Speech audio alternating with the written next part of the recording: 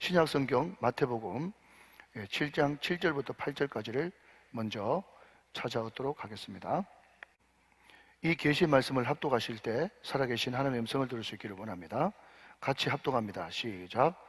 구하라 그리하면 너에게 주실 것이요, 찾으라 그리하면 찾아낼 것이요, 문을 두드리라 그리하면 너에게 열릴 것이니 구하는 이마다 받을 것이요, 찾는 이는 찾아낼 것이요, 두드리는 이에게는 열릴 것이니라.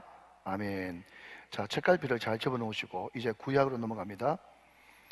네, 기도의 헌장이라고 하는 예레미야 333, 33장 3절 말씀 중심으로 1절부터 3절까지 우리 같이 한 번 더 합독하도록 하겠습니다. 이 말씀은 하나님의 말씀입니다. 예레미야 33장 1절부터 3절까지 시작.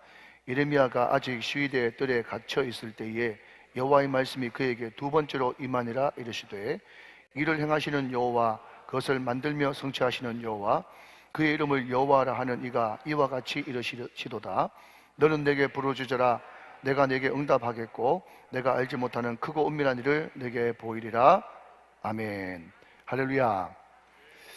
우리가 지난 금요일 날 씨 뿌린 자의 비유 네 가지 밭을 살펴보면서 길가라고 하는 거기는 내 생각에 꽉 차 있어서 말씀을 받아들일 그런 의지도 성의도 전혀 보이지 않는 그 밭이 길가라고 말씀을 드렸고, 돌짝밭은 말씀을 받을 때 어떤 사람은 감정으로, 어떤 사람은 이성으로, 어떤 사람은 단순한 도덕과 윤리로 받아들이는 그 모든 것들이 다 얕은 돌짝밭이다, 그렇게 말씀드렸고, 가시밭은 이 자리에 앉아 있으면서도 세상 염려, 걱정, 거심이 꽉 차서 그것 때문에 말씀을 전혀 받아들이지 못하고 열매를 맺지 못하는 것이다, 그렇게 말씀드렸습니다. 사랑하는 여러분, 결실 맺는 옥토는 말씀을 듣고 깨닫는 자니. 할렐루야. 말씀을 듣고 깨닫는 말을 영어 성경으로 understand, 말씀 밑에 서서 어떤 말씀을 하시든지 그 말씀은 전인격적으로 받아들이며 그 말씀에 절대로 순종하겠다라고 하는 그런 자세로 말씀을 받는 사람들이죠. 오늘 이 예배 시간이 그런 시간이 다 되시기를 주 예수 그리스도 이름으로 축원합니다. 여러분, 혹시 우픈 이야기라고 들어보셨어요? 우픈. 우픈이 뭐죠? 웃으면서도 슬픈 이야기를 우픈 이야기라고 그렇게 이야기를 합니다. 오늘 주제가 기도인데 말이죠. 기도에 관해서 제가 어떤 칼럼을 보니까 그게 우픈 이야기가 적혀 있길래 여러분에게 먼저 소개해 드립니다.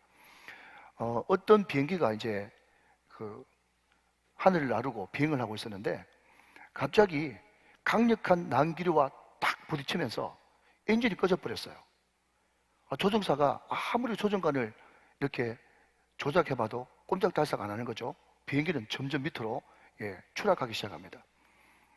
어떻게 해볼 수 없었던 이 조종사가 이제 드디어 기내 방송을 침통한 음성으로 하는 거죠. 여러분, 여차여 해가지고 지금 비행기가 추락하고 있습니다. 지금 우리가 할 수 있는 것은 내가 믿는 하나님께 기도하는 것밖에 없습니다. 여러분도 혹시 하나님을 믿지 않는 분이라도 지금 그 방법밖에 없으니까 꼭 기도로 마음을 모아주시기 바랍니다. 그렇게 기내 방송을 했어요. 너무 갑작스러운 천천병력 같은 그런 기내 방송이 나오니까 사람들이 다 멘붕 멍해져가지고 어떤 승객이 옆에 있는 사람한테 지금 무슨 소리 하는 거예요? 이렇게 물어볼 정도로 멘붕이 찾아온 거예요. 근데 보니까 하필이면 이제까지는 몰랐는데 옆에 사람 보니까 캐톨릭 신부복을 이렇게 로만 카톨릭 이제 신부복을 입고 있는 거예요. 신부님 되시죠? 지금 기장께서 지금 기도할 수밖에 없다, 기도밖에 없다고 이야기하는데 그게 무슨 뜻인가요? 그랬더니 이 신부님도 눈을 쫙 감으면서 모든 것을 체념했다는 듯이 방금 기하께서 말씀하신 대로 우리에게는 전혀 희망이 없다는 말입니다. 여러분이 안 웃으시면 제가 깜짝 놀랍니다. 지금 이게 우픈 이야기란 말이에요. 여러분, 무슨 이야기입니까? 여러분, 기도합시다. 마지막으로 기도밖에 없습니다. 그게 희망이 전혀 없단 말입니까? 정말 여러분 그렇게 받아들이세요? 큰일 났네, 큰일 났네. 여러분, 기도는 희망입니다. 기도는 소망입니다. 기도는 한 줄기 빛입니다. 우리가 여러분 아무리 사방팔방이 다 막혀도 기도는 희망이고 그래도 기도는 소망이 있다, 한 줄기 빛이다, 이렇게 받아들여야지. 기도밖에 없습니다. 이 말은 전혀 희망이 없습니다. 그렇게 받아들이는 그 자체가 뭔가 하면요, 종교 생활이라는 거예요. 종교 생활. 지난 시간에 말씀드리는 것과 같이. 여러분, 기도라고 하는 이 말을 우리는 교회에서 수천 수만 번 들었습니다. 그런데 기도가 내 삶의 희망이 되지 못하고 내 삶의 소망이 되지 못하고, 그래도 기도할 때 소망이 있다, 기도하면 역사하신다, 기도하면 은혜 받고 은혜 받으면 믿음 생기고 믿음이 있으면 역사 일어난다, 이런 믿음이 없이 기도밖에 없습니다, 이게 전혀 희망이 없다 받아들이면 정말 곤란하기 짝이 없단 말이죠. 여러분, 우리는 지금 이 책을 가지고 7주째 말씀을 듣고 있어요. 오늘은 기도로 사는 사람인데요, 이 책에 보면 보신 분은 알겠지만 한 과에 5단원이 나눠져 있어요. 제가 볼 때는 한 주제마다 목사님이 한 5번 설교한 것을 잘 요약해가지고 5단원으로 만든 것 같아요. 그런데 제7과 기도로 사는 사람, 이것을 저는 큰 3개로 줄이면 이렇게 줄일 수 있습니다. 첫 번째, 기도는 응답이기 전에 주님과 교제와 사귐이다. 자, 여러분 한번 따라 하시면 좋겠습니다. 기도는 교제다. 시작. 기도는 교제다. 여러분, 많은 사람들이 기도는 응답이다 생각하면서 기도하니까 기도하면서 시험 드는 거예요. 어떤 사람들은 기간을 딱 정해놓고 이때까지 하나님께서 응답 안 하시면 하나님께서 살아계신 것 아닙니다, 이때까지 응답 안 하시면 하나님께서 나를 사랑하신 것 아닙니다, 그러면서 딱 정해놓고 아예 시험 들려고 작정을 해요. 여러분, 많은 사람들은 고상한 단어로 하나님께 시험 들었다 이렇게 이야기하지만, 코스타에 가니까 어떤 목사님이 하나님께 시험 들었다 이것을 진짜 신학적인 용어로 바꾸면 3글자가 된다 그러더라고요. 삐졌다. 하나님한테 삐진 거예요. 시험 들었다 고상한 단어 쓰지 말고 하나님한테 삐진 거예요. 여러분, 응답이라는 것에 자꾸 초점을 맞추면 하나님께 시험 들고 삐지게 됩니다. 그러니까 기도의 초점은 응답에 있는 것이 아니라 하나님과의 교제, 사귐, 관계, 이게 기도의 키포인트라는 말이죠. 두 번째, 이 책에서는요, 기도는 영적 전쟁이다 그렇게 이야기합니다. 기도는 영적 전쟁 관점에서 이 책을 풀어내서요. 세 번째, 이 책에서 이야기하는 핵심은 기도는 하나님의 크고 은밀한 일, 옛날 버전 성경에는 크고 은밀한 일, 비밀스러운 일을 내게 끌어들이는 축복의 통로다, 그것을 말씀하고 있다는 것입니다. 자, 여러분, 차례대로 오늘 이 3가지를 한번 살펴보도록 그렇게 하겠습니다. 여러분, 저는 책장사가 아닙니다. 그런데 제가 지금 이 시리즈를 설교를 하고 있는데 이 책을 같이 보면서 따라오시면 10배 이상의 효과를 거둘 수가 있습니다. 혹시 필요한 분들 우리 교육자들에게 말씀해 주시면 우리 교육자들이 싼 가격으로, 꼭이니까 책장사 같네, 그죠? 예, 여러분에게 공급해 드릴 수가 있습니다. 자, 다시 본문으로 돌아와서요, 예레미야 33장 1절 말씀을 다시 한번 보시면 이렇게 말씀하고 있습니다. 예레미야가 아직 시위대 뜰에 갇혀 있을 때 여호와의 말씀이 그에게 2번째로 임했다 그랬습니다. 자, 여러분, 지금 예레미야가 어디 갇혀 있어요? 시위대 뜰에 갇혀 있어요. 여러분, 시위대 뜰에 갇혀 있다라고 하는 이 말을 히브리 원문으로 직역하니까 어떤 것도 할 수 없는 상황에 지금 예레미야가 놓이게 되었어요. 여러분, 이것을 시편 40편에는요 다윗이 이렇게 고백하고 있습니다. 내가 지금 깊은 웅덩이와 수렁에 빠져 있다. 지금 깊은 웅덩이와 수렁에 빠져 있는 상태가 지금 예레미야가 갇혀 있는 상태다 말이죠. 절대 절망이죠. 희망이라고는 보이지 않는 암흑 같은 절대 어둠. 여러분, 절망이라는 이름 자체가 굉장히 어둡지 않습니까? 그래서 주일날 이 귀한 분들이 오셨는데 제가 분위기를 좀 반전시키기 위해서 절망에 대한 조커를 제가 하나 찾아봤어요. 한번 들어보시죠. 굉장히 성질이 사납고 고약한 부인 한 분이 계셨답니다. 여러분, 자기 남편이 자기 와이프를 부를 때는 아내라고 부르는 것이 어법에 맞고, 다른 사람들은 아내라고 부르면 안 되고 부인이라고 부르는 것이 어법에 맞는 것입니다. 자, 굉장히 성질 고약한 부인 한 분이 계셨는데 이 사람은 수시로 남편을 무시하고 또 말끝마다 남편한테 당신이 뭘 알아? 당신이 뭘 알아? 그런 이야기를 밥 먹듯이 하는 그런 부인이었어요. 남편이 너무 괴로운 하루하루를 보내다가 어느 날 교통사고가 심하게 났는가 봐요. 부인한테 전화가 왔는데 어느 병원 중환자실이라고 그러더래요. 그래서 부인이 깜짝 놀라가지고 중환자실에 뛰어갔더니 의사가 고개를 푹 숙이면서 이미 남편은 운명하셨습니다. 돌아가셨다 그러는 거예요. 그러니까 자기가 이때까지 못했던 거, 무시했던 거, 막말했던 거 그게 막 떠오르면서 그 남편의 시신을 말이죠, 막 부둥켜 안고 닭똥 같은 눈물을 흘리면서 그러는 거예요. 여보, 맨날 구박해서 미안해. 여보, 맨날 의심해서 미안해. 여보, 맨날 당신 불신해서 미안해 하면서 막 이 부인이 말이죠, 막 우니까 갑자기 남편이 눈을 번쩍 뜨면서 자리에서 벌떡 일어나면서 하는 말이 뭔가 하면, 여보, 나 안 죽었어. 그렇게 이야기하는 거예요. 그러니까 그 벌떡 일어나는 남편을 보고 그 부인이 버럭 과음을 지르면서 뭐라고 하는 거니까, 당신이 뭘 알아? 의사가 죽었다잖아. 그렇게 이야기했다는 것입니다. 여러분, 이런 여자하고 같이 사는 자체가 절망이에요. 절망을 제가 지금 이야기하려고 이야기하는 거예요. 자, 여러분 다시 돌아와서요. 지금 예레미야는 사방팔방이 다 막히는 절대 절망 가운데 있어요. 그 갇혀있는 예레미야에게 하나님께서 두 번째로 말씀을 주십니다. 자, 여러분, 제가 방금 몇 번째? 두 번째라고 말씀드렸죠. 그러면 두 번째 앞에 첫 번째 말씀이 있죠. 그러면 첫 번째 말씀이 뭐냐라고 물으신다면 바로 앞에 있는 예레미야 32장에, 근데 거기에 어떤 내용이 들었는가 하면요, 하나님이 첫 번째로 예레미야에게 임해가지고 또 뜬금없이 땅 사라 그러시네. 땅. 무슨 하나님이 부동산의 하나님인가?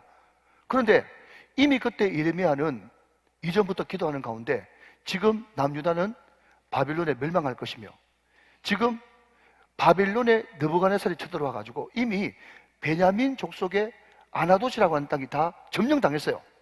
이미 바벨론으로 넘어간 땅인데 그 땅을 사라고 그러는 거예요. 여러분, 지금 예레미야는 이미 뭘 알고 있는가 하면 하나님의 계획은 바벨론에 끌려가 가지고 70년 동안 포로살이하고 그때 다시 70년이 지난 여호와의 때가 찼을 때 돌아오겠다고 하는 그런 메시지를 받은 상태예요. 자, 사랑하신 여러분, 상식적인 우리 우정교회 성도 여러분, 지금 나라가 망했는데 70년 뒤에나 돌아오는데 여러분 같으면 땅 사겠어요? 택도 없는 말이죠. 바보면 멍청이 아닙니까? 그런데 예레미야는 자기 사촌을 통해서 그 땅을 사게 됩니다. 여러분, 그 땅을 샀다는 말은 무슨 말이죠? 너희들이 지금은 하나님의 뜻에 의해서 포로를 끌려가지만 반드시 여호와의 때에 70년이 지난 다음에는 이 땅 고토로 반드시 돌아오게 말 거라고 하는 회복과 희망을 선포하고 있는 것이에요. 여러분, 지금 이때는요, 남유다의 왕이 시드기야입니다. 시드기야는 남유다의 마지막 20대 왕입니다. 여러분, 왕이 나라 망하는 풍정등 앞에서 어떤 신락 같은 희망이라도 지푸라기도 잡고 싶은 마음 아니겠어요? 그래서 그때 많은 거짓 선지자들이 괜찮을 겁니다. 지금 이렇게 어려워도 좀 있으면 회복될 겁니다. 다 회복된다고 이야기했어요. 그것도 단시간 내에. 그런데 유독 제일 국민들한테, 백성들한테 신망을 얻고 있는 이 예레미야는 망한다는 거예요. 망하니까 당신이 지금 선택할 수 있는 길은 빨리 바벨론에 항복하고 거기에 끌려가가지고 70년 동안 포로 생활하는 것밖에 없다고 자꾸 이야기하니까 거기에 있는 모든 국민들, 선지자들, 임금까지도 저런 매국노가 다 있나 하면서 매국노로 모이고 역적으로 몰려가지고 지금 시대 뜰 안에 갇혀있다는 거예요. 이제 배경이 이해되셨으면 아멘. 그 예레미야에게 여호와의 말씀이 임하는 거죠. 두 번째로 말이죠. 그런데 하나님께서 보통 선지자들에게 말씀을 하셔도 보통 그냥 내용만 말씀하시지 자기 이름을 언급하는 경우는 참 드문데, 특별히 예레미야가 너무 고난이 심했다고 생각했는지 하나님은 자기 이름이 어떤지 그 이름의 정체를 밝혀주십니다. 2절 말씀, 이를 행하시는 여호와, 그것을 만들며 성취하시는 여호와, 그의 이름을 여호와라 하는 이가 이와 같이 이르시도다 그랬습니다. 자, 좀 띄워놓으시고요. 이를 행하시는 여호와, 그것을 만들며 성취하시는 여호와, 이것이 나의 이름이라는 거예요. 근데 여러분, 여기에 제가 행한다, 만든다, 성취한다, 이 세 가지의 하이라이트를 쳐놨죠. 그런데 여기에 등장하는 행한다, 만든다, 성취한다, 이 말은요, 창세기 1장, 2장에 나오는 하나님의 창조, 바라라고 하는 단어에서 다 파생된 말입니다. 그러니까 이 하나님은 다른 말로 하면 어떤 하나님인가 하면 창조의 하나님이다. 그것이 내 이름이다. 그렇게 말씀하는 거나 진비 없다는 거죠. 그래서 좀 더 들어가 보면요, 여기에 행한다고 하는 말은 어떤 뜻을 가지고 있는가 하면 아무것도 없는 상태에서 뭔가를 만드는 것, 다른 말로 하면 무에서 유를 창조하는 창조자가 바로 나다. 그러니까 창조주죠. 여러분, 이것을 로마서에서는 아브라함이 뭐라고 얘기하는가 하면, 아브라함이 어떤 하나님을 믿었는가 하면요, 없는 것을 있는 것 같이 부르시고 무에서 유를 창조하시고 죽은 자를 살리시는 하나님, 그 하나님을 아브라함이 믿으니 그 믿음을 의로 여겼다고 로마서에서 이야기하고 있단 말이죠. 아브라함이 바로 이 행하시는 하나님을 믿었다는 거예요. 여기에 여러분, 만든다라고 하는 것은요, 하나님이 이미 하나님의 깊은 뜻 안에 모든 예정을 다 가지고 계시다. 하나님은 전지하신 분이고 전능하신 분이다. 이것이 만들다라고 하는 단어의 뜻이고요. 여기에 성취한다라고 하는 이 단어의 뜻은요, 하나님은 한번 마음먹으시면 반드시 이루어내고야 마시는 하나님, 이것을 뜻할 때 성취한다 이렇게 이야기하는 거예요. 자, 여러분, 너무 중요하기 때문에 한 번 더 반복합니다. 여러분, 행한다는 말은 뭐라고요? 무에서 유를 창조하고 없는 것을 있는 것 같이 부르시고 죽은 자도 살려낼 수 있는 전능자, 할렐루야. 그분이 만든다는 것은 모든 세상 만사를 그분의 뜻 안에서 예정 가운데 다 이미 알고 계시다. 성취하시다는 말은 하나님께서 한번 마음먹으시면 어떤 거라도 하고야 마시는 하나님, 그 하나님께서 예레미야에게 나타나셔서 뭐라고 이야기하시는가 하면, 그 유명한 기도의 대헌장 예레미야 33장 3절 말씀을 말씀하시는 거죠. 시작. 너는 내게 부르짖으라. 내가 내게 응답하겠고 내가 알지 못하는 크고 은밀한 일을 내게 보이리라 그랬습니다. 그런데 여러분, 여기에 제가 부르짖으라 라고 하는 이 단어에 하이라이트를 쳐놨죠.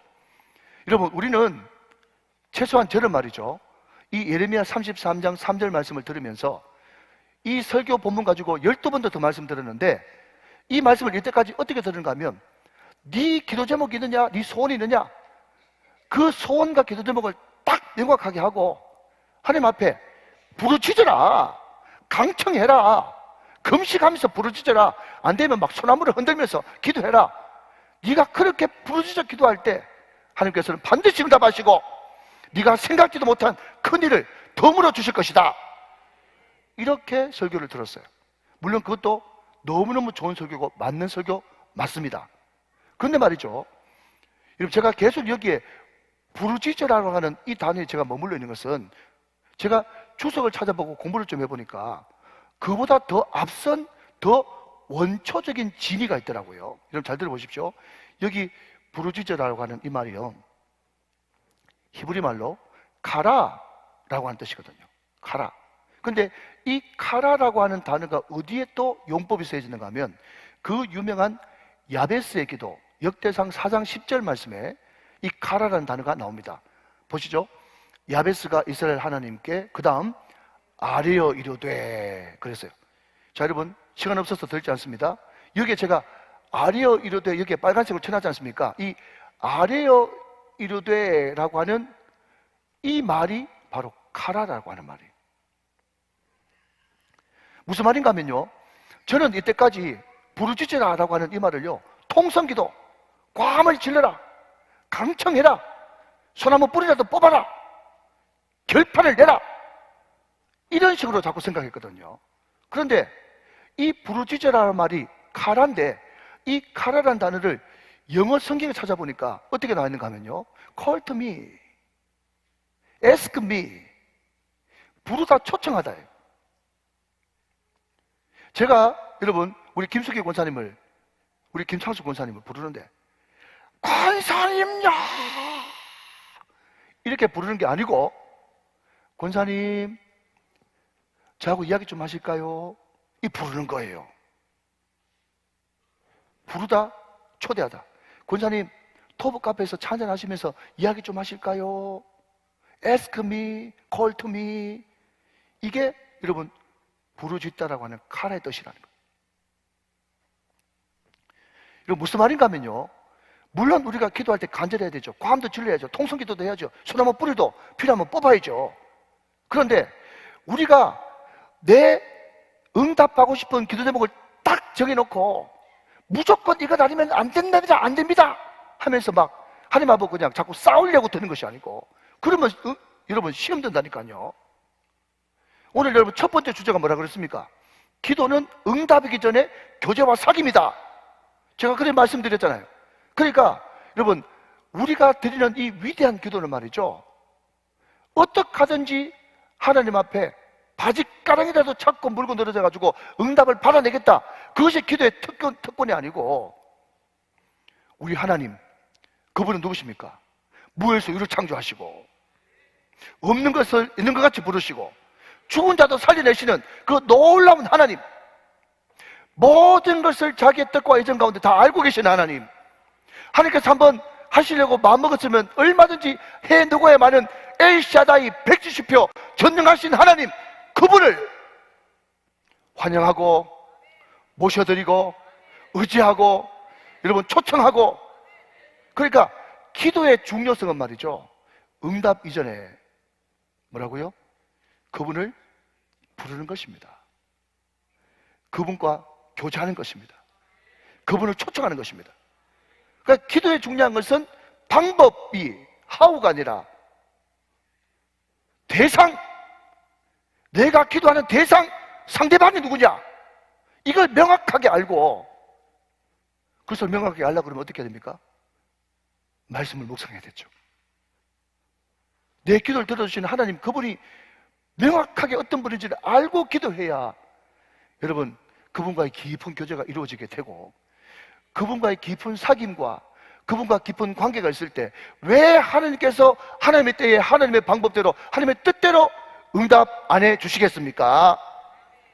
오늘 여러분 기도의 가장 기초 ABC는, 여러분 기도는 응답에 초점이 맞춰지기보다는, 기도의 핵심은, 기도의 ABC는 관계고 사귐이고 교제다. 믿으시면 아멘 하시기 바랍니다.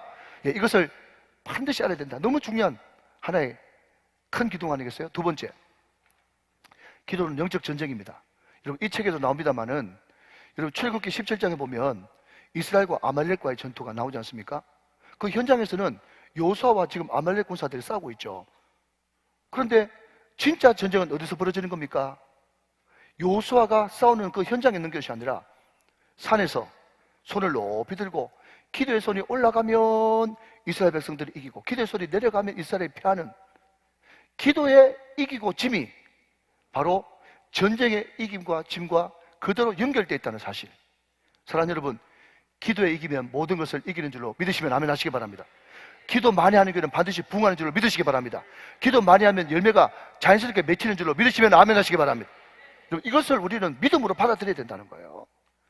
여러분, 제가 군대 제대하고 25살쯤 돼가지고 제 친구 아버지가 개척하는 개척교회에 제가 가서, 제가 25살 때 약관 20대 나이 때 제가 요초도 부장을 지내고 총각 집사가 됩니다. 여러분, 근데 그때 성도들 다 합쳐봤자 20명도 채 안 됐어요. 다 거의 대부분 청년이에요.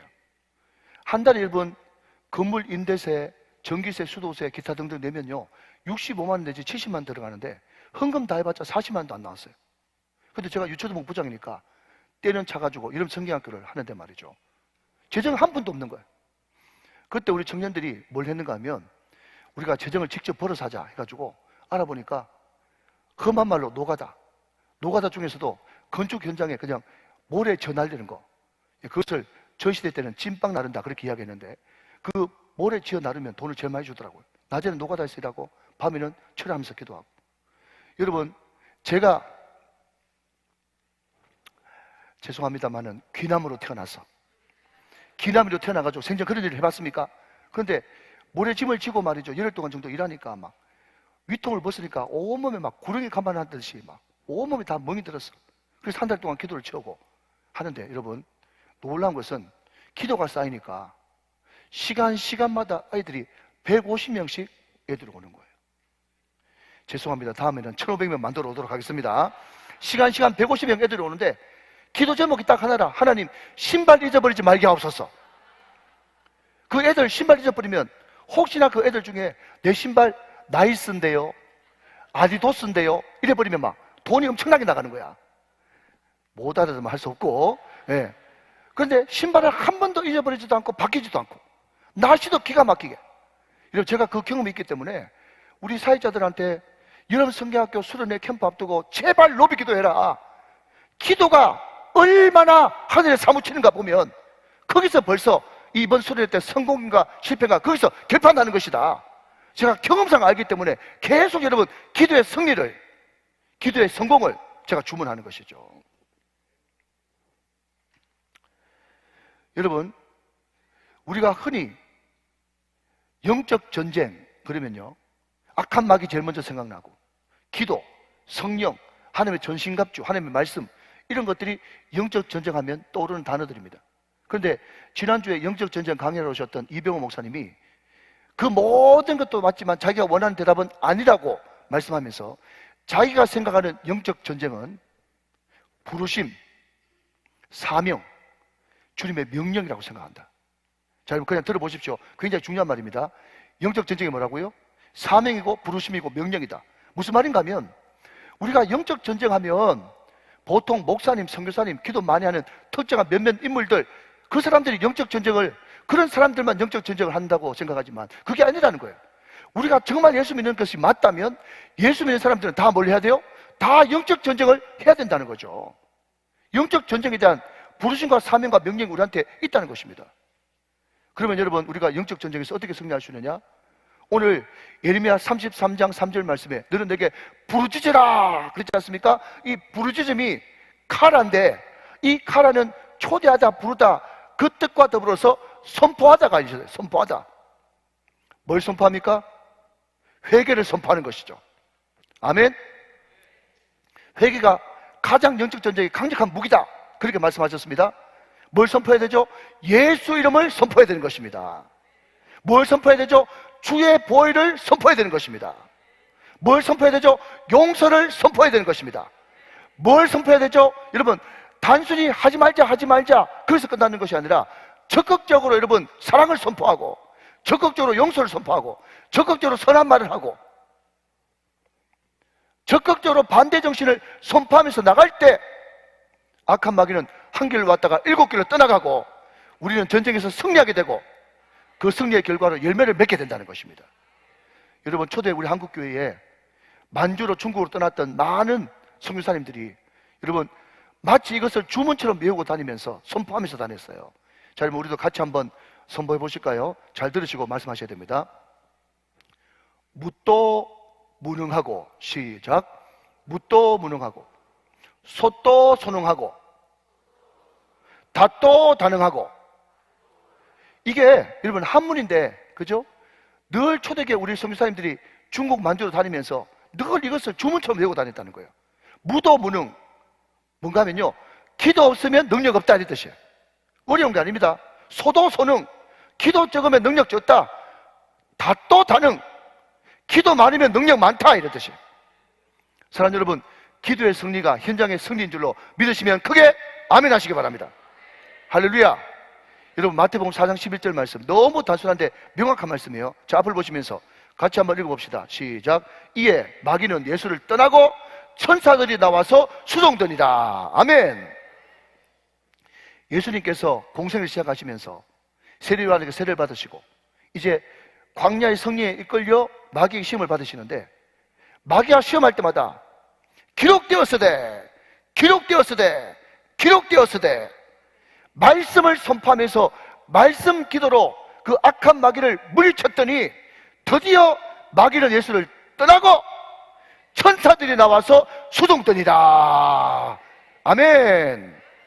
여러분 가운데 있는 하나님을 거역하고 하나님을 인정하지 않고 하나님을 배반하는 모든 어둠의 악한 것을 예수 그리스도의 이름과 보혈로, 하나님의 말씀으로, 용서로, 반대정신으로 선포하고 그 마귀를 쫓아낼 때야 천사가 와서 수종 들고 그곳에 열매가 있고 결실이 있고 30배, 60배, 100배의 아름다운 축복이 열리게 될 줄로 믿으시면 아멘 하시기 바랍니다. 할렐루야. 기도는 따라서 영적 전쟁이다. 마지막 세 번째입니다. 여러분, 기도는요, 우리가 알지 못하는 크고 은밀한 일을 우리에게 끌어들이는 축복의 통로가 되는 것입니다. 여러분, 한동대 초대 총장을 지냈던 고 김영길 장로님이 말이죠, 자기 책에서 이런 간증을 적어놨어요. 한동대 초기에 너무 재정이 어려워가지고 어떻게 하든지 살림을 잘해보려고 팔부둥이 치다가 어떤 사람의 모함을 받아가지고 교도소까지 가게 됐어요.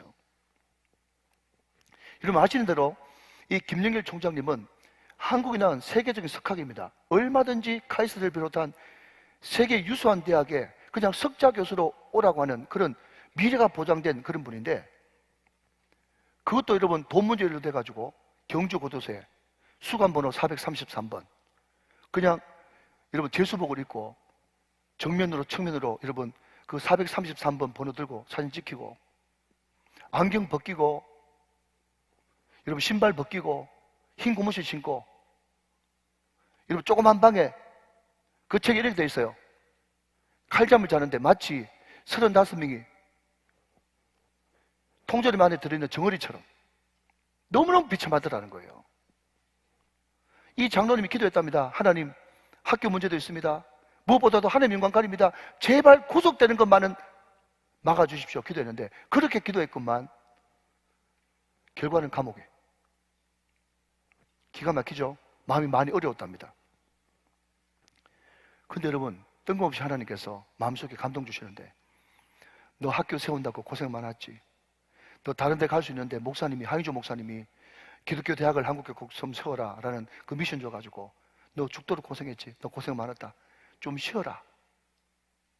그 하나님의 감동이 자기한테 임하면서, 아, 하나님께서 지금 내가 이렇게 안 쉬면 쉴 시간 없다고 특별 휴가 주시는구나, 그렇게 생각을 하니까 마음이 너무 평안이 넘치면서 자기 이름도 지위도 명예도 여러분 모든 것 다 내려놓고 그냥 이 방이 마가의 다락방이다 생각하고 거기서 말씀 보고 기도하면서 늘 주님과 깊은 교제 가운데 있었다는 거예요.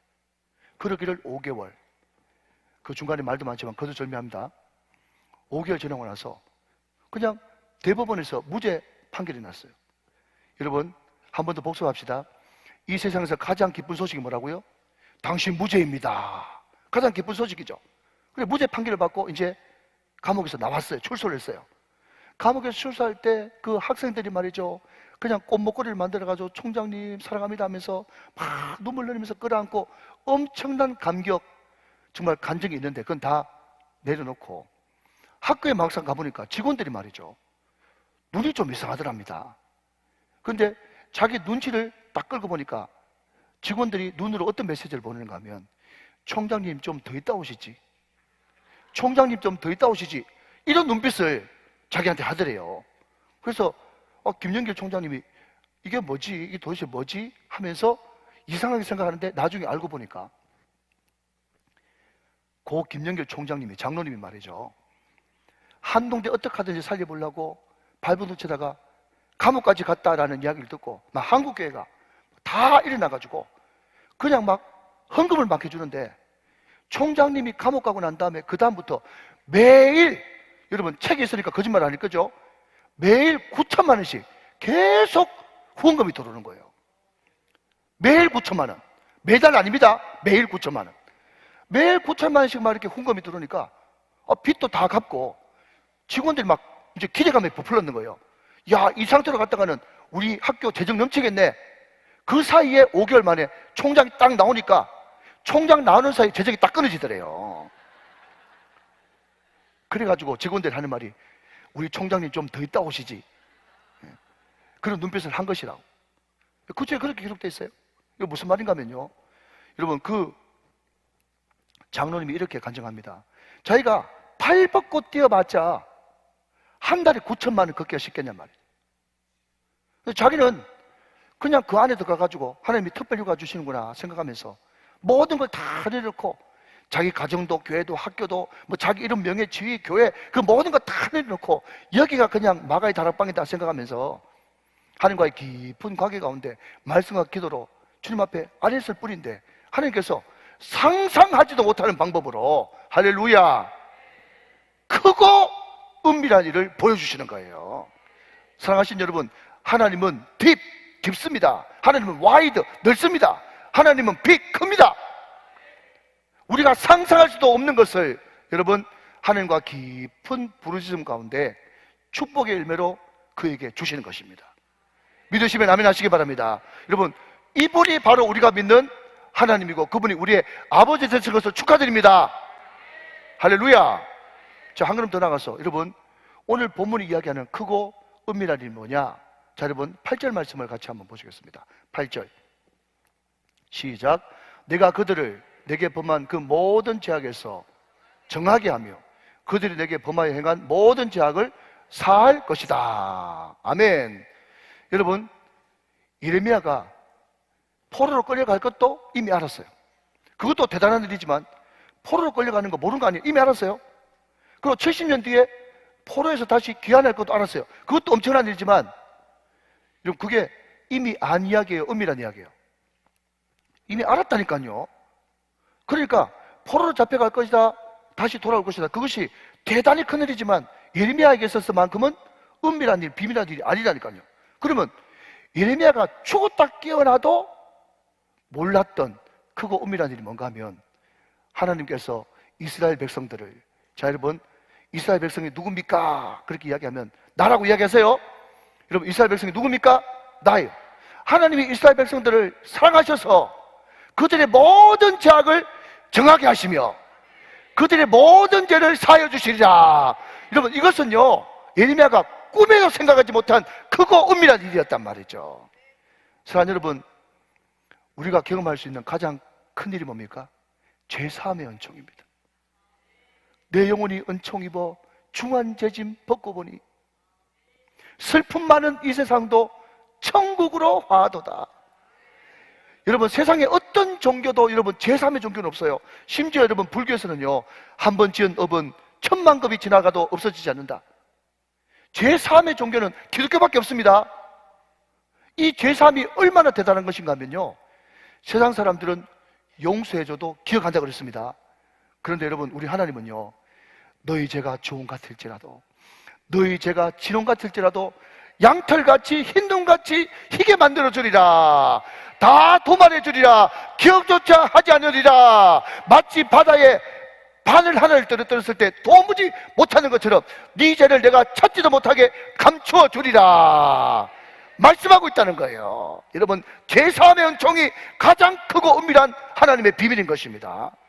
스가랴 13장 1절 그날에 죄와 더러움을 씻는 셈이 다윗의 족속과 예루살렘 주민을 위하여 열리리라. 그날에 예수님이 십자가에 못 박히던 그날에, 그 십자가 예수님을 마음속에 믿고 영접하는 그날에 모든 이스라엘 백성들이 그 셈에 붕덩 빠지기만 하면 모든 죄를 사하시는 그 셈이 터지면서 모든 죄를 해결해 주시리라. 제사함이 이 놀라운 은총을 누리게 되시기를 주님의 이름으로 축원합니다. 축복합니다. 여러분, 로마서 3장 24절 25절